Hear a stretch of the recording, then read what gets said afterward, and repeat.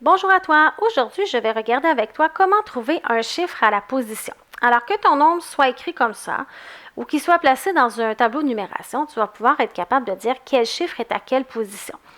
Alors, dans mon nombre ici, mais bien sûr, mes unités sont toujours à droite. Donc, j'ai unité, dizaine, centaine, unité de mille, dizaine de mille, centaine de mille. Et dans mon tableau de numération aussi, j'ai le chiffre dans chacune des colonnes. Donc, unité, dizaine, centaine, unité de mille, dizaine de mille, centaine de mille.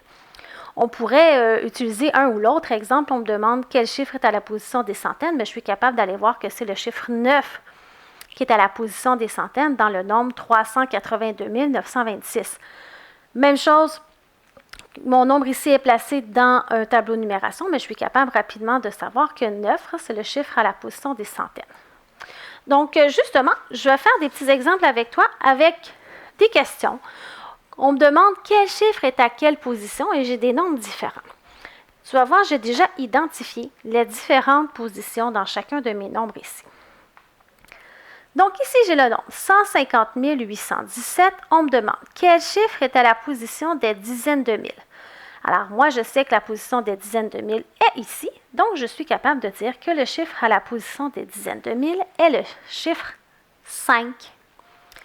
Prochain nombre, 645 363. Quel chiffre est à la position des centaines de mille? Alors, mes centaines de mille sont ici dans le nombre. Je sais donc que 6 est le chiffre à la position des centaines de mille.